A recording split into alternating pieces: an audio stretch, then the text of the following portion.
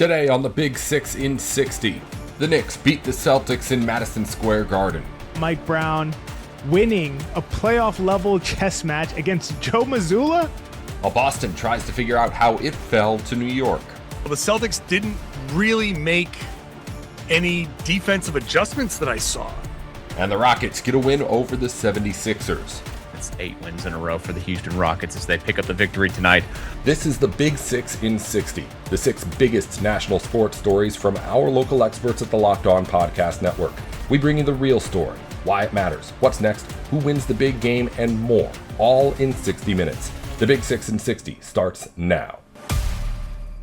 Thank you for making the Big Six in 60 your first listen of the day. Part of the Locked On Podcast Network, your team every day. Today's episode is brought to you by FanDuel. Download the FanDuel app now by visiting FanDuel.com and win $300 in bonus bets if your first $5 bet wins. At MSG, the Knicks beat the Celtics 112-106 with Josh Hart scoring 26 and Jalen Brunson adding 25 with 10 assists. The Knicks stretched their home winning streak to 6, and Xavier Justin has his recap on Locked On Knicks. Mike Brown winning a playoff-level chess match against Joe Mazzulla? I did not have that in my scorecard coming into this game. Josh Hart's incredible performance, which honestly might have big stakes and reverberate through the conference semifinals if things go the way we're expecting them to go. But first, we have to start with the Knicks flipping the playoff switch, finding their formula. They may have just leaned into the formula that is necessary to take them through the Eastern Conference. You guys may say that I'm overreacting. I'm overexcited about this one. It's just one game, and that is all true. But I'm a process guy. I'm a process first guy, as you all know. And the process of this game was so encouraging, especially against an elite team like the Celtics. Yeah, they didn't have Jaylen Brown. I really don't want to hear about it. I think that a lot of this would still apply if they had Jaylen Brown, if not all of it. They did have Baylor Shireman, which is, essentially Jaylen Brown impact, apparently. But I'm telling you guys, this is huge. This was huge. This was really important. I'm going to explain exactly why. We just did a Knicks episode over at Hot Hand Theory. So my other podcast, Hot Hand Theory, you can check it out on YouTube after this.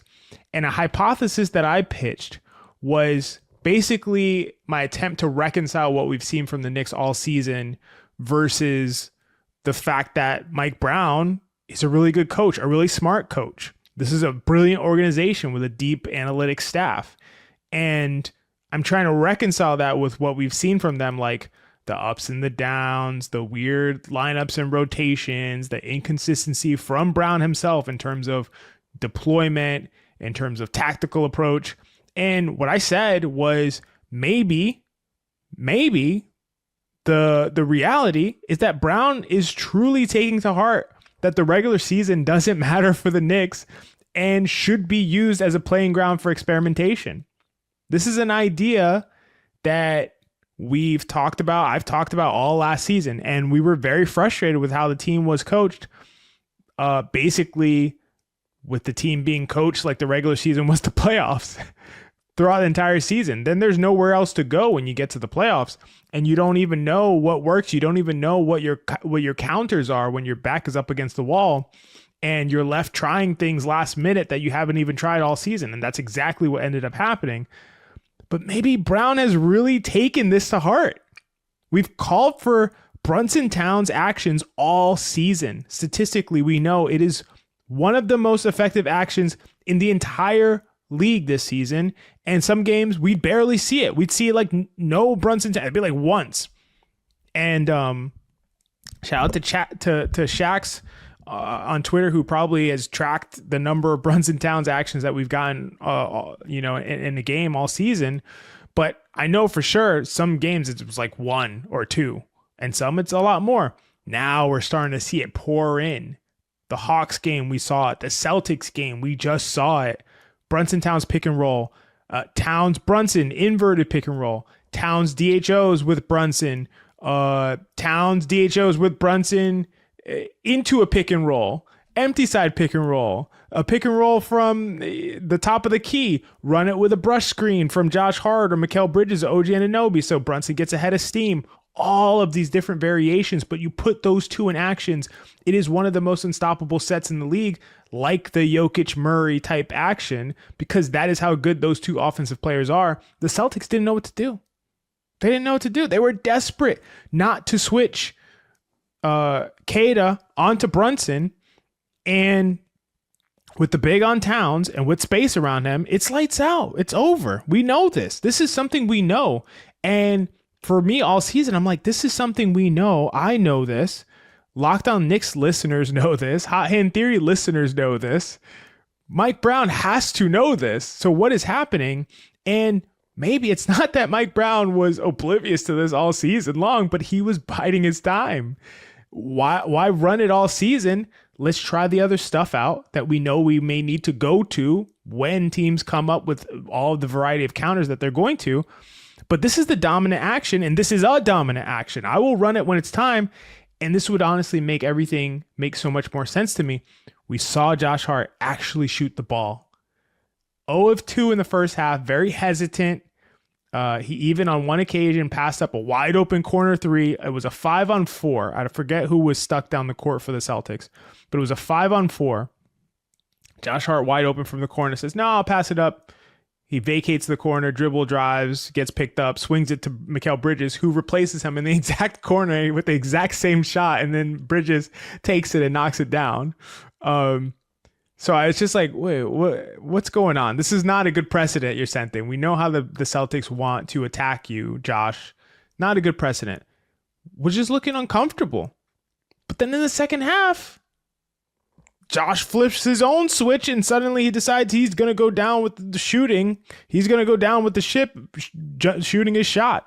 And boy, does he start shooting it. And I don't know how he decides these things, but we're going to go deeper into Josh Hart's awesome performance next segment.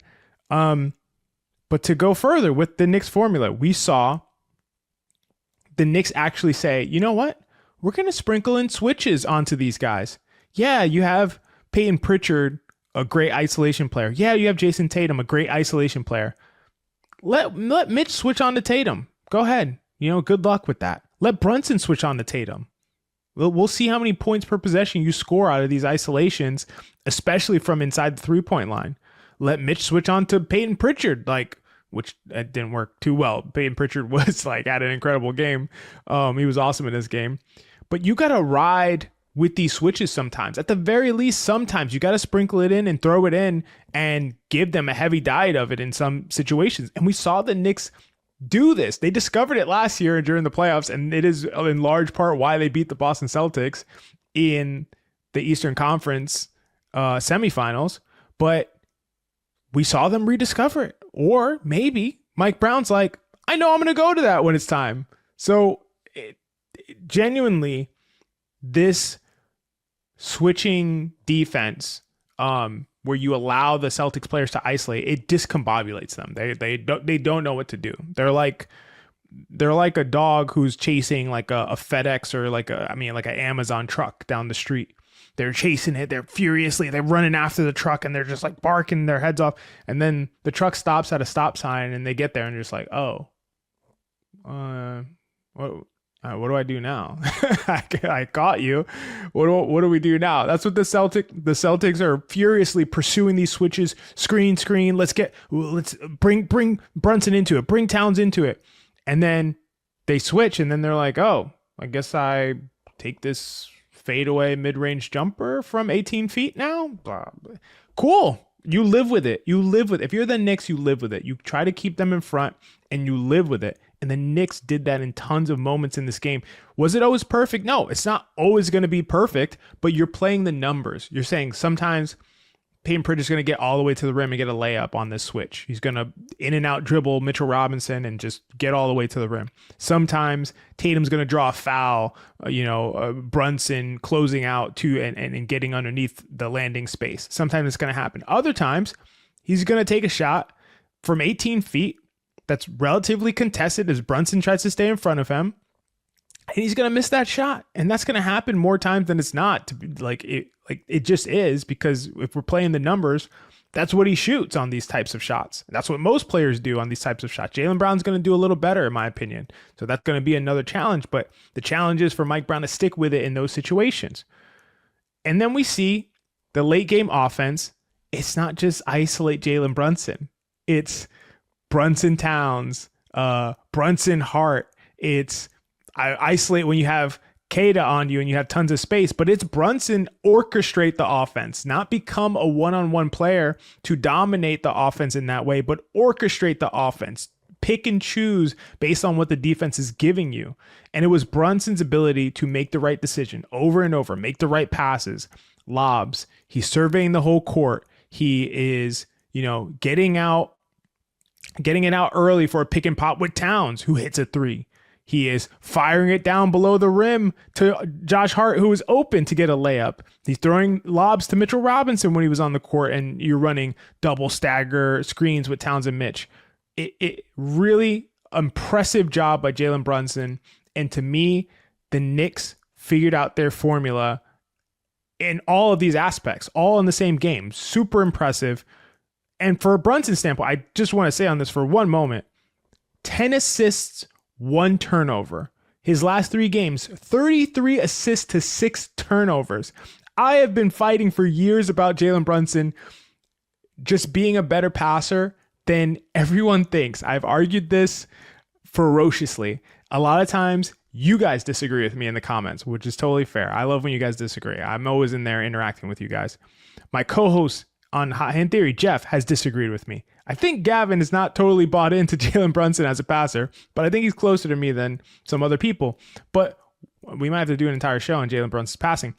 But I just believe he is a very, very good orchestrator, a way above average passer, even for a point guard. I think he's an above average passer for a starting point guard in the league, and he's showing that in these opportunities. We are seeing the formula come together, and that's what's so exciting about the game, not just the result of the game, but the way that they did it, the process, and what we're seeing from Mike Brown as we get to these situations, playing the Atlanta Hawks, play the Boston Celtics, teams that you may see in the playoffs are playoff level teams, and the way that he's approached it has been great. Workplace chaos, deadlines stacking up, inbox overflowing, and the one position you have to fill still sitting open. When the pressure's on and you need the right hire, this is a job for sponsored jobs. Indeed, sponsored jobs help you reach the people who actually fit what you're looking for. Skills, experience, location. So you're not just hoping the right candidate stumbles across your post. And here's a stat that says it all. In the minute I've been talking to you, companies like yours made 27 hires on Indeed. That's according to Indeed data worldwide. So if you're hiring, spend less time searching and more time interviewing candidates who check all the boxes with Indeed sponsored jobs. Spend less time searching and more time actually interviewing candidates who check all of your boxes. Less stress, less time, more results. When you need the right person to cut through the chaos, this is a job for Indeed sponsored jobs. And listeners of this show will get a $75 sponsored job credit to help get your job the premium status it deserves. It's over at Indeed.com/podcast. Just go to Indeed.com/podcast right now and support your show by saying you heard about Indeed right here. Indeed.com/podcast. Terms and conditions apply. Need to hire? This is a job for Indeed sponsored jobs. Welcome back to the Big Six in 60. With the loss last night, the Celtics missed a chance to lock up the East's number 2 seed and now head into the final weekend with a little more work left to do. John Corrales from Locked On Celtics reacts to the loss. The biggest part of this loss to me, to the Knicks, is how the Celtics didn't really make any defensive adjustments that I saw. They didn't come out and play the type of defense that anybody expected. We just did a crossover show with Gavin Shaw of Locked On Knicks, and we're talking about the Celtics have this ability to put Neemias Queta on Josh Hart. You put a wing on Karl Anthony Towns, and then you play everybody else kind of straight up. And instead, the Celtics played Queta on Cat and played Tatum on Josh Hart, and they just kind of rolled with that. And aside from, I don't know, one possession, two, a handful at the most, the Celtics stuck with a traditional kind of defense. And as we said in that crossover episode, you play the Knicks with a traditional defense, and they get to do the things that they do well. They'll look good, and they looked pretty good for most of this game. They came out strong. The Celtics made their run. The Knicks kind of came back, and it was back and forth. Each team made their runs.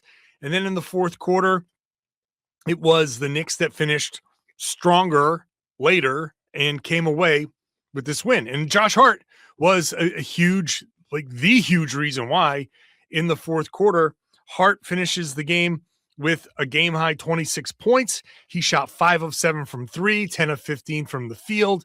It was just overall a huge game for him. The Celtics kind of dared him to shoot, and he shot it. And that's my feeling here is that Joe knows you're going to need Josh Hart to miss shots.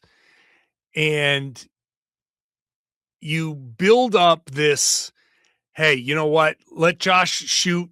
If he beats us, he beats us. In a playoff series, maybe that'll get him to be a little bit more trigger happy. And maybe that'll take away from some of the Jalen Brunson shots. It'll take away from the Karl Anthony Towns shots. It'll take away from, Mikal Bridges. It'd take away from OG Anunoby. So I feel like Joe had a plan. And the plan was, we're not showing you anything, which is always an interesting kind of plan to me because the Celtics have played, I think, every kind of defense that you're going to play.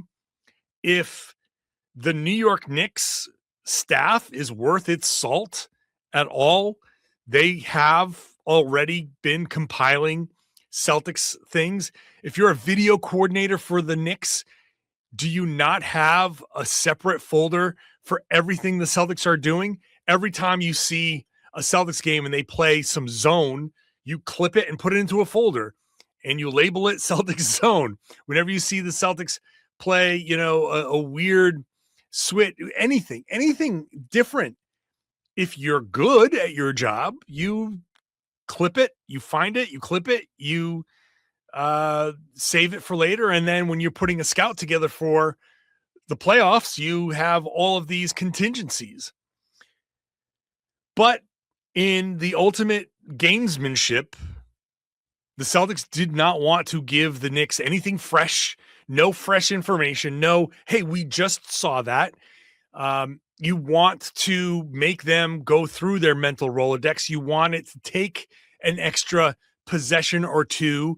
And I kind of understand it, I guess. If you're playing the Celtics and they just showed you in their last regular season game, oh, yeah, I remember when they defended us this way, that we did this, and this was our adjustment. We talked about it after the game, and we're going to get right to it. Whereas if you don't show it to them and it takes 3 or 4 or 5 possessions for them to remember, oh, yeah, we have this clip. Any one of those possessions could be something that swings a game, right? Like instead of the Celtics or the Knicks kind of figuring things out and moving on quickly, it could be something that gives the Celtics a run.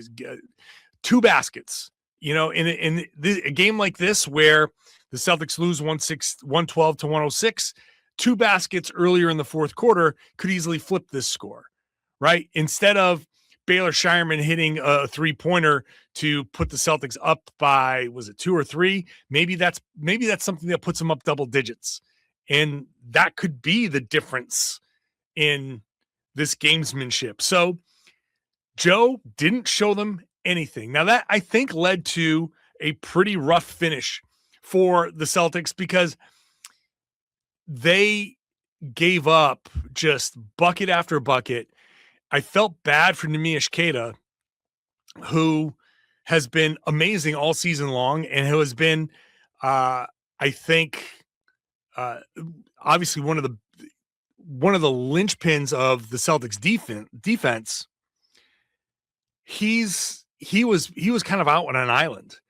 They put him on Josh Hart one possession, and they just put Hart as the screener and let Brunson attack Keita, and it led to I think that one led to a layup. There was a dunk involved. There was a jumper involved. And it was just rapid fire, just boom, boom, boom. Keita in the actions 3-4 times in a row, to the point where Vooch came in and ended up closing the game in the last couple of minutes. Welcome back to the Big Six in 60. The Rockets beat the 76ers for an 8th straight win, and Houston kept pace in the race for home court advantage in the West. Michael Connor from Locked On Rockets breaks down that victory. It's 8 wins in a row for the Houston Rockets as they pick up the victory tonight over the Philadelphia 76ers, 113-102. I'm still a little bit out of whack from the other night doing a show at 1 a.m.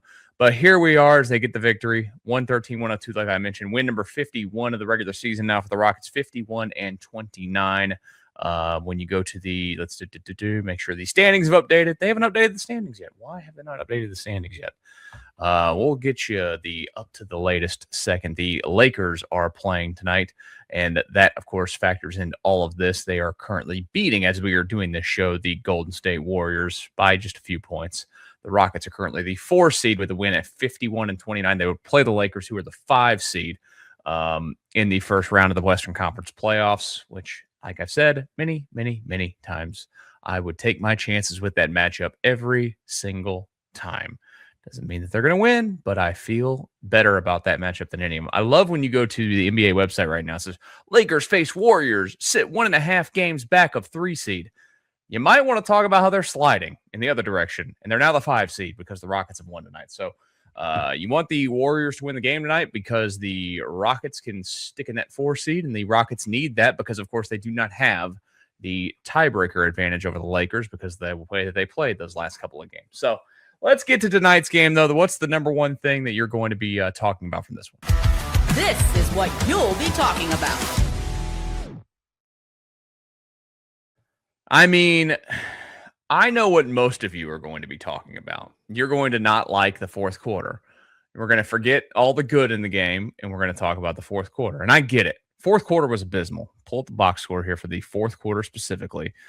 The craziest thing is I know that the 76ers did not hit a single three-pointer in that fourth quarter, and they outscored the Rockets 29-17.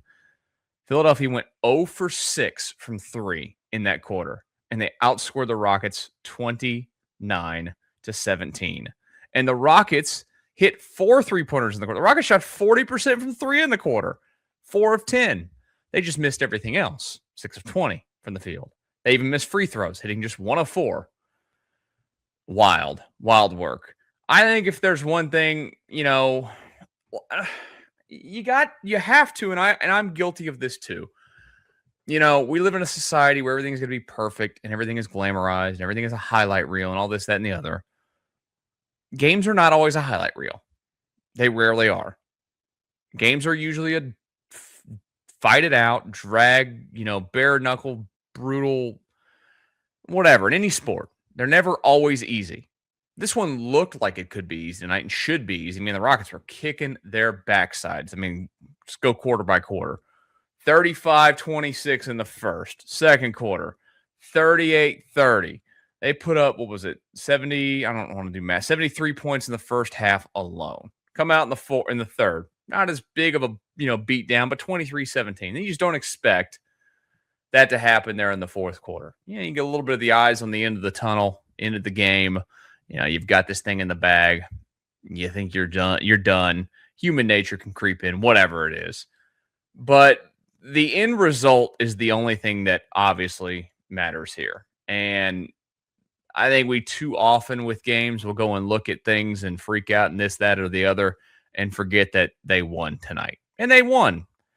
Again, is everything perfect? Nah. I mean, they turned the ball over a few times tonight. 14 times tonight as a team. You don't love that they didn't shoot the free throw line very well. They only hit 69% of their free throws tonight. They were just average from the 3-point line. They're okay from the field, but it felt like it could have been one of those nights where you sat everybody down for the majority of the fourth quarter. Didn't happen. It is what it is. Only thing that, again, matters is that you keep taking care of your business, what's right in front of you. I'll ignore the fourth quarter. Basketball is also a game of runs. I mean, Philadelphia did, took care of their business there in the fourth, even without hitting a three. And got themselves back in it, made it, it wasn't like it was ever really close. What was it, like got into like 10 or it was less than 10. But it wasn't like it was horrific the entire time. You still held on to it and you found the way to the victory. Workplace chaos, deadlines stacking up, inbox overflowing, and the one position you have to fill still sitting open. When the pressure's on and you need the right hire, this is a job for sponsored jobs. Indeed sponsored jobs help you reach the people who actually fit what you're looking for. Skills, experience, location. So you're not just hoping the right candidate stumbles across your post. And here's a stat that says it all. In the minute I've been talking to you, companies like yours made 27 hires on Indeed. That's according to Indeed data worldwide. So if you're hiring, spend less time searching and more time interviewing candidates who check all the boxes with Indeed sponsored jobs. Spend less time searching and more time actually interviewing candidates who check all of your boxes. Less stress, less time, more results. When you need the right person to cut through the chaos, this is a job for Indeed sponsored jobs. And listeners of this show will get a $75 sponsored job credit to help get your job the premium status it deserves. It's over at Indeed.com/podcast. Just go to Indeed.com/podcast right now and support your show by saying you heard about Indeed right here. Indeed.com/podcast. Terms and conditions apply. Need to hire? This is a job for Indeed sponsored jobs. Welcome back to the Big Six in 60. The Michigan Wolverines basketball team is already adding to its championship roster, with Tennessee transfer big man J.P. Estrella becoming Michigan's first portal addition since winning the title. Isaiah Hull from Locked On Wolverines explains what he thinks he can bring to the roster. Just talking about the class of 2027, they got to commit in the class of 2028. Honestly, Pat, it's the caliber of commits that they're getting. It's the caliber of recruits that they're courting at this point in time. But I thought they would take some more time to get to this point, right? I thought that, hey, the recruiting boom, the wave would happen over the summer. And we're talking about this at the end of March, in early April, right? When all of this started. Yeah, I've always been a guy that I always thought that James Franklin, like the recruiter, like, oh, he's an elite recruiter. I always thought that was a little bit overrated. He was a much better developer than he was a recruiter. Penn State certainly had some great classes. You think back to 2018, the Micah Parsons, Justin Shorter, Ricky Sade class. You think back to 2022 with Drew Aller and Nick Singleton, Katron Allen. Well, then if you mention some of those names, be careful with the better developer. But I'll let you go. Go for it. That's what I'm saying, though, right? Some of those, like, the high impact, the highly ranked classes weren't necessarily the ones that always like hit. It was, you think back to his 2014 class when it was Trace McSorley and Grant Hanley and Christian Campbell, Barkley. Yeah, right. These lower 3-star guys that were some of the hits. My main point being that Penn State, for as much as I know that people can kind of complain about where Penn State stands in the grand scheme of things of what their brand is, is Penn State capable of recruiting at like a top 5 level? Like, listen, State College is not for everyone. Like, it is not a city. It is not 30 minutes from Philadelphia or New York or wherever. But Penn State itself, I do think, even in this NIL era, right, where a lot of people care about Penn State football and are going to make sure that we don't completely fall off, I do think that Penn State kind of puts itself in, I don't want to say like a top 15 class floor, but I do think as long as you have like a semi-competent head coach and things aren't, going too poorly with the program, that you are going to generally get top 15 classes. So I'm a little bit surprised that Campbell is already. I don't. So this should be expected, is what you're saying, because Matt Campbell is capable, is competent. The Penn State brand. See, because I know recruiting's all about relationships, right? It's not that, oh, Matt Campbell and his recruiting abilities are shocking. And I think that might be how some people are going to interpret that, oh, Zach's questioning who Matt Campbell is as a recruiter. I know generally speaking, people were saying that Matt Campbell, how is he going to recruit at a brand like Penn State? It was really about the timing of relationships. Again, when you go into Pennsylvania and you have to dominate the state, you have to win in Pennsylvania. And I know they're getting recruits from all over the place, but it's the way that, you are meeting some of these prospects for the first time. Like Landon Blum and Carter Blattner. I know they had a prior relationship with someone like Landon Blum because they were recruiting him over at Iowa State. But both of those guys committed on their first visit to Penn State.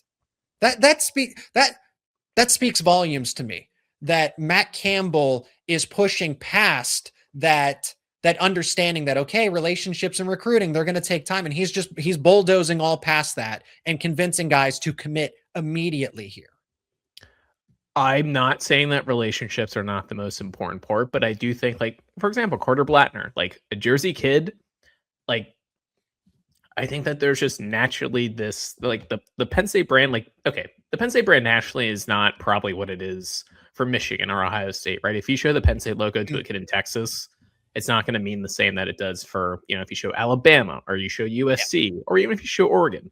But for someone like Carter Blattner, a Jersey kid, like regional. Yeah, that the Penn State logo itself is going to mean a lot. So for Matt Campbell, right? Like that was one of the questions of how will Matt Campbell be able to recruit? Like, I don't know. It gets a little bit easier to recruit when you're walking into a high school and you're wearing the Penn State logo on your chest and you're in Pennsylvania or New Jersey compared if you're Matt Campbell in Iowa State and you're having to go down to Texas or you're going to, Ames, Iowa. It's tough to recruit to Ames, Iowa. It's just a little bit different, right? The same way that basketball recruiting, right? Wearing the Penn State basketball logo doesn't mean a whole lot in Philadelphia like it does for if you're Duke or North Carolina. Not to say that Penn State is, Duke basketball or North Carolina basketball, but Penn State's one of the top 12-ish, top 15 jobs, like especially regionally, like there is a floor with Penn State given Maryland, New Jersey, New York, Pennsylvania, even Virginia and Ohio. There's a lot of kids that are around here that are within this 4 to 5 hour radius of Penn State, and the logo still does mean a lot. So not to take anything away from Matt Campbell and his coaching staff, because yes, his relationships like definitely absolutely matter, but I would always joke about like during like the James Franklin era, like sometimes you just had, I would call them like paterno prospects, being that Adam Brenneman was somebody that I always said this about. Like, yes, Adam Brenneman committed to Bill O'Brien, stay commit through James Franklin. Adam Brenneman, you could have put him in 2002. Like he was always going to go to Penn State. Cooper Cousins was always going to go to Penn State.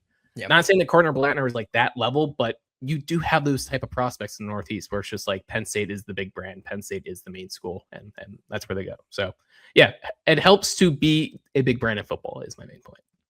So Penn State being Penn State, and that was the idea, is that you couple, because if Matt Campbell could recruit to Iowa State and to Ames, Iowa, and you didn't have the same kind of resources there, you put him at Penn State. So maybe this should have been expected sooner. I'm surprised that we're already seeing the wave.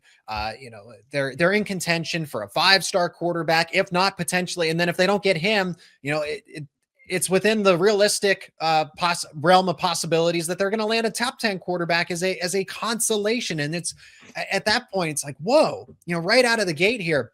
As some people would say, well, wait till 2028. And I think we're seeing it now. We're seeing it earlier than I anticipated. In spring season, there's still more practices to go to. You still have blue-white weekend. It's not the blue-white game. It's blue-white weekend. But there are more opportunities for Matt Campbell to win, and we're not even to summer official visits yet. So that is impressive. That's the statement that's been made here, that it didn't take all the way until summer for OVs, that they're doing this now after just a few months. And again, it's not like he was hired and ready to go in October before National Signing Day. He was hired after National Signing Day, and just great start for him in terms of recruiting. Pat, I think we should start at quarterback and then just kind of throw out some of the other prospects that, Penn State is making waves with, guys that have already committed at this point. We've mentioned Landon Blum, Carter Blattner, cornerback, obviously Terry Smith, and Terry Smith deserves a lot of credit there, being the constant at Penn State. So I'm not surprised that Terry Smith got on the recruiting board first with technically 4 in a row commits at cornerback, because all the connections are established, everything, right? Relationships matter in recruiting, but it's now, okay, you get that star. I think Blum can be a star wide receiver. And Blattner, talking to a New Jersey recruiting expert that I know personally, he says Blattner's underrated. That is a really good commit for Penn State. And then you add in these cornerbacks that Terry Smith is getting, and then, oh, look at that, you're in contention for a 5-star quarterback. If you don't get him, you're in contention for another top 10 quarterback who's visiting as we speak right now. Will Mensel's the 5-star and Peter Bork is the 4-star. But kind of your takeaways here from who they have committed and who they're still targeting. Yeah, I know that, there were some jokes on, Twitter or the internet about, out of the 5 commits that they have, like he's a 3-star. Yeah, the 3-star. I'm really not saying this just like from a Penn State perspective. I say this for like literally any school. Like, these rankings don't mean anything right now. Like I saw somebody, I don't remember, maybe it was under one of your posts. I don't even know where it was, but they took a screenshot of Jay Timmons. He's a 5-star cornerback that enrolled at Ohio State from Pittsburgh, was committed to Indiana at one point. Florida State ended up at Ohio State. And somebody took a screenshot and was like, we need to be getting 5 stars like this, not 3 stars. Jay Timmons was a 3-star last year this time, literally. So it really does not matter right now. Like, just especially with the transfer portal, like a lot of these recruiting websites are a little bit behind on, getting ranking updates out. So there's a ton of players that you have to scout. Like, I get the timing of it, and I'm always going to trust if the assistant coach takes a commit. And Terry Smith in particular. Yeah. He's a 3-star by the recruiting service, which is behind. But how about the guy that is paid millions of dollars? Because recruiting experts, you can be wrong about a prospect. You can say that they're going to be good, and then they underwhelm a little bit. Maybe they're still good, but they're not to that 5-star level. As an expert, you can be wrong. But if you're an assistant coach, you don't get that same luxury. So if they take a commit, it is because they think he's a legitimate player. Yeah.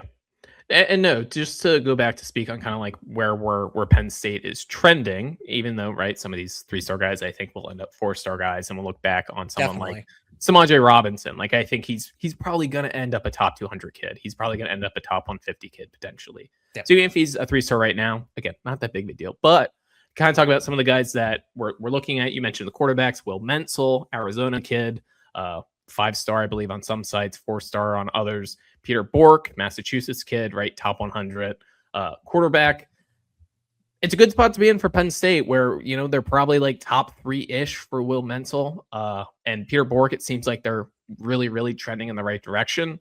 And when you look at this 2027 class, like, missing on Keeman Spell, that's a tough one. They just missed on big time Connecticut defensive end Mekhi Brown. He visited Penn State, and then the following day he didn't have Penn State in his top 5. Those things are going to happen. But one of the nice things is potentially getting someone like Peter Bork, because the actual depth of the class matters for sure, but it also does help to have the top 100 quarterback, the top 100 running back, the top 100 wide receivers. There are other elite running backs. It wasn't just Keeman Spell or bust. There's other top down in South Carolina. Yeah, right. Plenty of guys out there. So kind of just looking what's down the pike. We'll see what happens with Peter Bork. South Dakota tight end Cooper Tailwilliger, I believe is how I pronounce his last name. Terwilliger, yep. Big time kid. A lot of ties to the staff.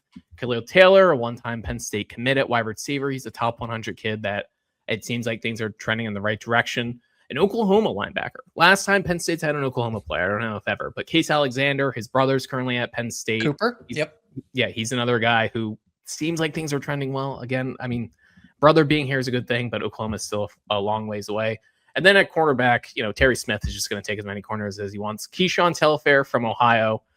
This is a guy that I think, once again, is top 150, top 100, super athletic kid, and just is like exactly like the Terry Smith prototype of like just a freak athlete, but just a good football player too. So yeah, people are getting their load of jokes off about, oh, you got an 87 3-star from New Jersey or whatever. the rush for Penn State is not ending. I think it's just beginning. So yeah, I mean, I know before I was saying like, the Penn State brand deserves a lot of credit, and it definitely does. But credit to Matt Campbell and his staff, because I don't want to say I'm like shocked by the timing of it, but it is a little bit earlier than I expected that they would go on this run, especially after how quiet they were. I mean, the fact That's that my point. Yeah. 2 weeks ago they didn't even have it committed. Now they're trending towards maybe having 10 prospects by the end of April. So that's a testament to what they built.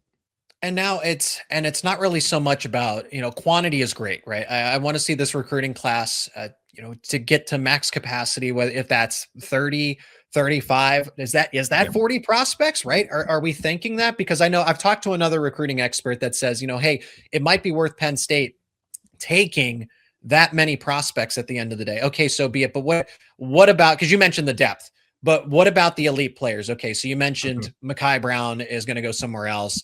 Keemon Spell's committed to Georgia. You want to focus on quarterback, because I do think, especially with what Penn State has at quarterback moving forward, and it's not a diss to Alex Mansky, it's honestly a concern. What's his long-term health look like? What does that do to his development? Because we get this ambiguous report that he's going to be out for a while. Okay, is he going to be back in time for fall camp? I guess we can get more specifics later on, but we know he's hurt. We know he had an off-season procedure, and we don't know when he's going to be back and what he's dealing with. So there's an opportunity if Alex Mansky doesn't bounce back right away, right? That's a starting quarterback job that is completely wide open in 27. And if you're Will Mental, if you're Peter Bork, that should be appealing that you can come in as a true freshman and start right away at Penn State. Yeah, I think if you look at Penn State's perspective, they've kind of put themselves, at least I think, just based on what we know about Matt Campbell, that they don't want to do the quarterback dance in the portal every offseason the same way that we've seen Miami. Portal roulette. Yeah, right. And now, granted, Miami's had a lot of success with it. Cam Ward was a very good quarterback for them. Carson Beck, say what you want about Carson Beck, but he did get them to a national title game. They got there. Yeah, right. Now getting Darian Mensah. I don't know if Penn State wants to go down that road of like you said, like playing the quarterback roulette. So landing a guy like Peter Bork, landing a guy like Will Menzel, I think that will be vitally important. And that's probably something that they're preaching to these kids, because like Will Menzel, for example, is looking at Oregon. Bo Nix was a transfer. Dante Moore was a transfer. Oh, yes, Dante Moore. It was a transfer after one season. He was coming to Oregon. We can get into the whole story. But I do think Penn State wants to keep themselves in the spot of we recruit quarterbacks, especially out of high school, and we develop them. And yeah, to have someone like Peter Bork or to have someone like Will Menzel potentially join the class and say, okay, we're going to develop you, but we're also going to give you a shot to start next year is I think a really good pitch. Workplace chaos, deadlines stacking up, inbox overflowing, and the one position you have to fill still sitting open. When the pressure's on and you need the right hire, this is a job for sponsored jobs. Indeed sponsored jobs help you reach the people who actually fit what you're looking for. Skills, experience, location. So you're not just hoping the right candidate stumbles across your post. And here's a stat that says it all. In the minute I've been talking to you, companies like yours made 27 hires on Indeed. That's according to Indeed data worldwide. So if you're hiring, spend less time searching and more time interviewing candidates who check all the boxes with Indeed sponsored jobs. Spend less time searching and more time actually interviewing candidates who check all of your boxes. Less stress, less time, more results. When you need the right person to cut through the chaos, this is a job for Indeed sponsored jobs. And listeners of this show will get a $75 sponsored job credit to help get your job the premium status it deserves. It's over at Indeed.com/podcast. Just go to Indeed.com/podcast right now and support your show by saying you heard about Indeed right here. Indeed.com/podcast. Terms and conditions apply. Need to hire? This is a job for Indeed sponsored jobs. Welcome back to the Big Six in 60. The Penn State Nittany Lions are on a run recruiting, landing 2 2027 commitments in one day and building serious momentum on the trail. Zach Sako with Locked On Nittany Lions explains what the surge means going forward. Let's start here. At quarterback, you know who the starter is. It's CJ Carr, but the backup is one of the biggest questions around this team. It's going to continue to follow them throughout spring practice into the summer, and honestly, until Notre Dame takes the field against Wisconsin in the fall. Behind him right now, I still think the backup is Blake Hebert because he has that extra year of experience over Noah Grubbs, who is the mid-year enrollee freshman. And then fourth, you're going to have Teddy Gerard, who is not yet enrolled, although he was actually at a campus relatively recently for his official visit. And I was talking to Eric Thomas about that dynamic. Like, it's got to be a little bit odd taking your official visit and seeing a team practice, and you are literally going to join them in just a couple months. This isn't a situation where it's like, oh, I'm a senior, I'm going to be on that team next year, but a lot of those guys are going to be gone. Nope. Everyone you see on the field in that practice is going to be your teammate in just a couple months. But it's going to be some time for Teddy Gerard to really immerse himself in that quarterback competition. I'm sure they're trying to keep him as involved as they can, giving him the playbook and things like that. But right now, it's a battle between Blake Hebert, the redshirt freshman, and Noah Grubbs, the true freshman. I think Grubbs has been pretty impressive so far. Maybe has a little bit more arm talent than even the coaching staff thought. But like any early enrollee freshman, his head has been spinning as he tries to keep up with the speed and also the complexity of a college practice. Marcus Freeman admitted that he has seen, quote, the highest of highs and some of the lowest of lows from both backup quarterbacks, and said they still have a ways to go, but they have flashed some potential there. But as more time passes, I'm going to be honest, I feel like it's going to be Teddy Gerard. I feel like he's going to end up being the backup quarterback for Notre Dame this season, which is crazy considering he's technically supposed to be a junior in high school right now and then a senior in high school when he'll be taking the field for the Irish this fall. Yes, I understand he was held back in the 8th grade, so age-wise, right, it makes sense for him to be a college freshman.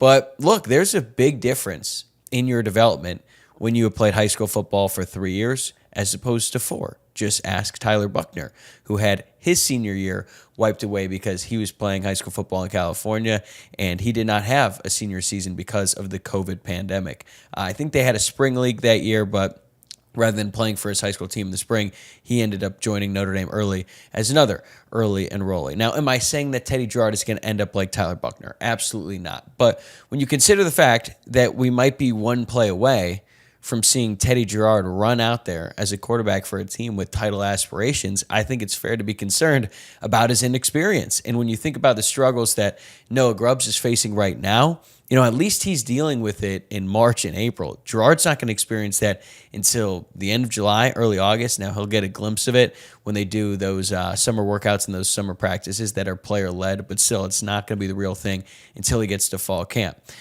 There's certainly a case to be made that Gerard could be better equipped to handle that when the time comes. He's had a bunch of great development throughout his high school career. He's been playing for some of the biggest schools in his area. He's been going up against great competition. So I have no doubt that, like, Gerard feels like he's ready for the moment. The Notre Dame coaching staff believes in him. That's why they asked him to reclassify so that he could become a part of the quarterback competition earlier on.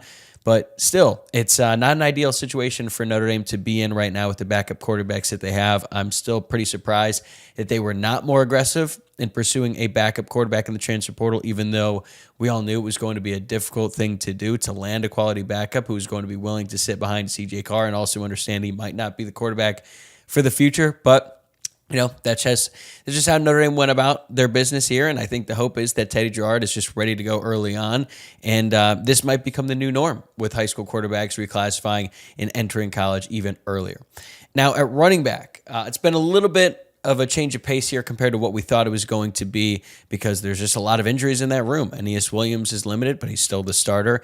Behind him, I think it's Nolan James Jr. And then at RB3, right now, it's got to be Jonaz Walton, another mid-year enrollee freshman, because Javian Osborne, his counterpart freshman, has missed the entire spring as he recovers from an injury, and then Kedron Young is still recovering from the ACL injury that he suffered last fall. But going back to Aeneas Williams, even though he's been limited as he's recovering from that offseason elbow surgery, he has been out there running with the ones, and he's been doing a lot more than I expected. There was actually a clip that Notre Dame posted a couple weeks ago where you can see Aeneas Williams in the red jersey, but he's still playing what looks like 100% out there. So that's good, right? You obviously want him to be in the mix as much as possible, but he can only do so much. Now that they have pads on, I don't think Williams is, out there.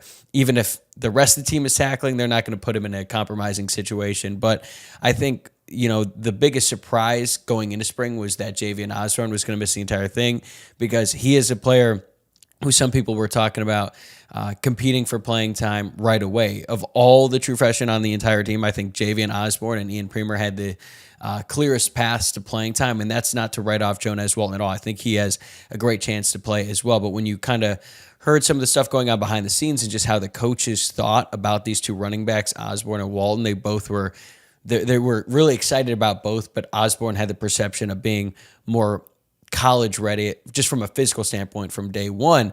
But now that he's been hurt, this has opened the door for Jonas Walton. I think he's been taking advantage of it, but still, I expect him to be RB3 out of this group behind the other two active guys, or at least semi-active guys, in Aeneas Williams and Nolan James Jr., because Nolan James Jr. is a guy who's been very impressive throughout the spring.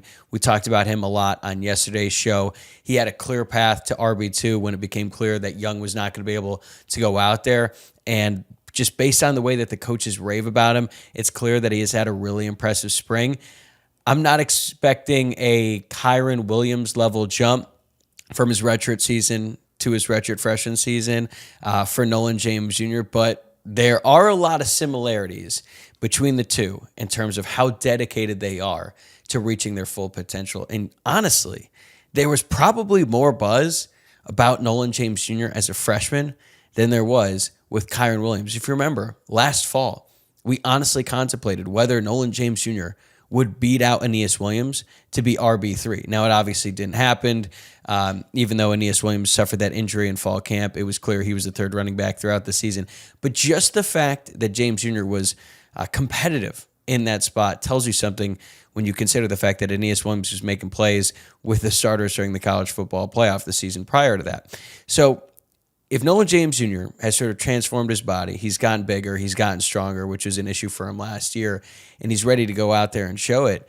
I'm not saying he's going to beat out Aeneas Williams, but I think that he is going to be like a 1B potentially. I'm not writing this in stone or anything like that, but I've just been really blown away by what we have heard about Nolan James Jr. We still got to see it more on the field, right? We're going to get some flashes of it in the Jersey scrimmage, which is coming up on April 18th, and then the spring game a week after on April 25th. And then he'll have a real chance to make a move in the fall once we expect the rest of the guys to be healthy, like Javian Osborne and Akedron Young. So, he still has his work cut out for him, but I think that he has really taken advantage of this opportunity, and he is the clear RB2 at this point in time. So then it's going to be a fight between Akedron Young, Jonas Walton, and Javian Osborne to be the third back, unless one of those guys just has an incredible fall camp. Workplace chaos, deadlines stacking up, inbox overflowing, and the one position you have to fill still sitting open. When the pressure's on and you need the right hire, this is a job for sponsored jobs. Indeed, sponsored jobs help you reach the people who actually fit what you're looking for. Skills, experience, location. So you're not just hoping the right candidate stumbles across your post. And here's a stat that says it all. In the minute I've been talking to you, companies like yours made 27 hires on Indeed. That's according to Indeed data worldwide. So if you're hiring, spend less time searching and more time interviewing candidates who check all the boxes with Indeed sponsored jobs. Spend less time searching and more time actually interviewing candidates who check all of your boxes. Less stress, less time, more results. When you need the right person to cut through the chaos, this is a job for Indeed sponsored jobs. And listeners of this show will get a $75 sponsored job credit to help get your job the premium status it deserves. It's over at Indeed.com/podcast. Just go to Indeed.com/podcast right now and support your show by saying you heard about Indeed right here. Indeed.com/podcast. Terms and conditions apply. Need to hire? This is a job for Indeed sponsored jobs. Welcome back to the Big Six in 60. The Miami Dolphins are getting closer to draft day, and a new mailbag episode from Kyle Krabs on Locked On Dolphins answers some of the biggest questions going into the biggest day of the offseason. The Giants get underway on Tuesday, April 7.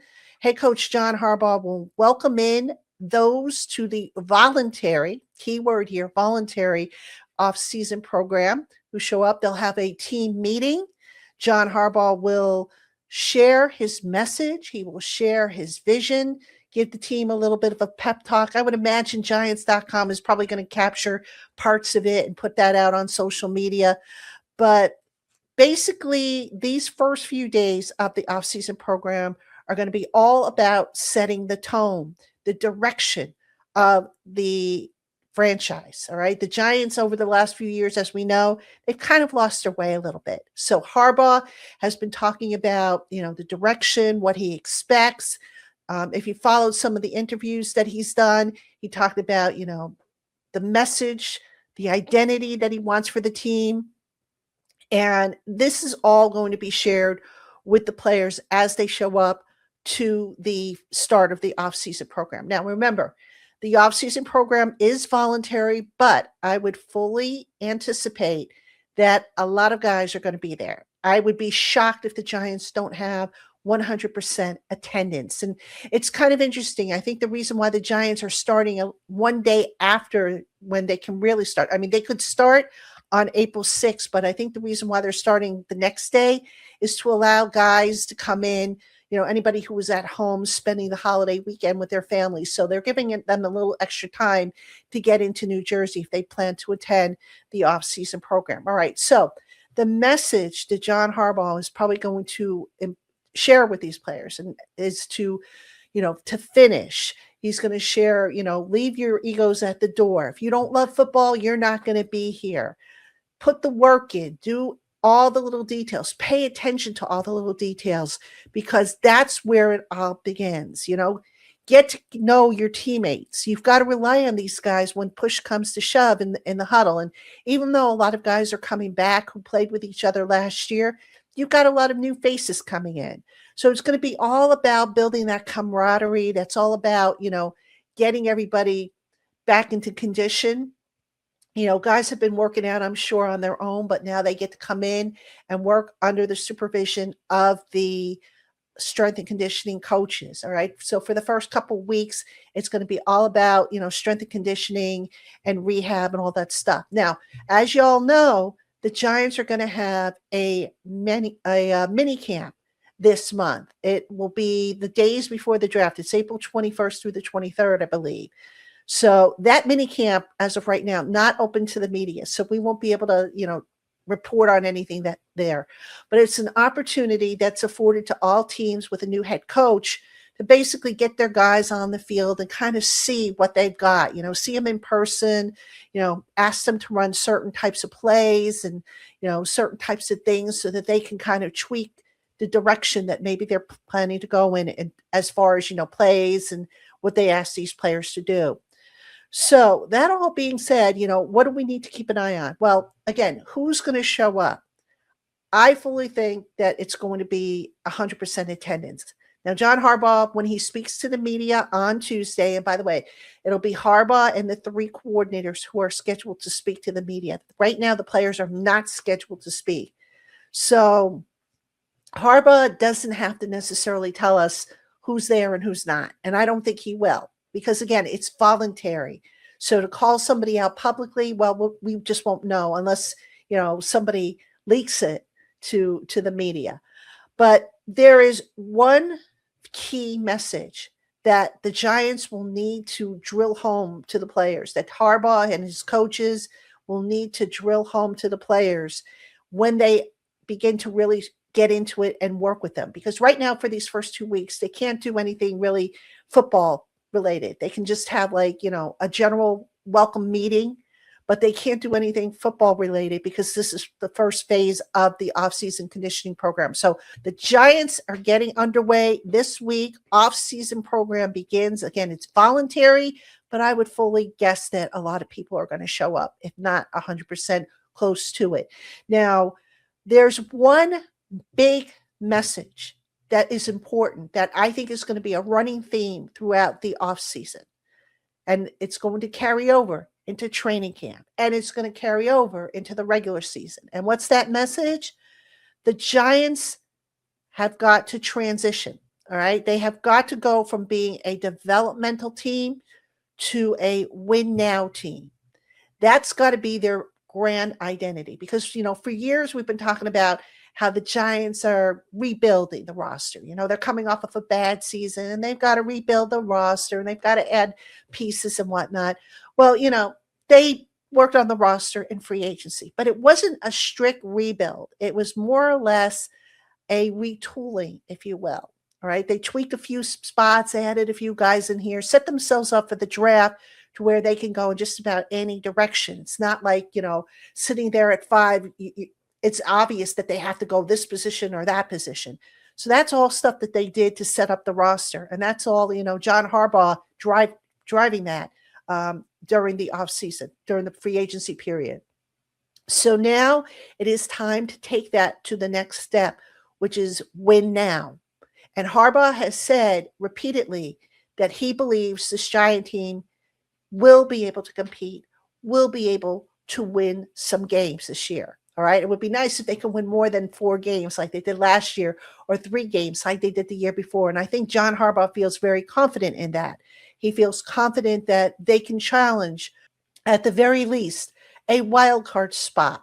And why not? I mean, if they could keep them healthy, if they put together a solid plan for both the offense and the defense and special teams, and they stay away from trying to jam square pegs into round holes like previous coaching staffs have done, why couldn't the Giants compete for a playoff berth? Now, the Giants are not going to be a Super Bowl team this season coming up. All right. They're still not quite there yet, but they absolutely can compete. And I think for the first time in quite a while, we can honestly say that the draft that's coming up is, while very important and also the lifeline of the team, it's not a do or die draft. And by that, I mean, you've got a pretty solid foundation right now as it is. You do need to add to it. Let's not, kid ourselves. They need to add to it. But this isn't a do or die situation where, gosh, the Giants' fortunes are going to depend on who they draft and who they bring in and how they develop and all that stuff. There are still questions that have to be answered too. Let's not forget about those. We need to find out, where Malik Neighbors and Cam Scatterbo are in their rehab, 2 very important guys. I think other stuff that we need to keep an eye on during the offseason, and there will be times when the media will be allowed in, by the way, just not necessarily for the first mini camp, but where is Jackson Dart in terms of his development? What's the next logical step for him? And how is he coming along with that? The offensive line is going to be certainly something to keep an eye on. And, the defense, let's not forget about the defense. Last year, defense played a little bit better once they made the change at coordinator, but the run defense has to be really, really on tap this year. So there are a lot of questions that need to be answered over the next several weeks, leading into the OTAs, leading into training camp, and then into the regular season. But the bottom line with this particular team and the start of the offseason program is that the tone is going to be set. None of this, let's let the identity develop organically. Harbaugh seems to know what he wants. He's going to convey that message to the players, and it's up to them to deliver at the end of the day. That's all for today's Big 6 and 60. If you follow basketball, football, or college sports, the Big 3 and 30 has a half hour on the biggest news in the NFL, the NBA, and on campus, going up every weekday just like this one. Just search the Big 3 and 30 NBA, the Big 3 and 30 NFL, or the Big 3 and 30 college, wherever you're listening or watching now. Thanks again for tuning in to the Big 6 in 60.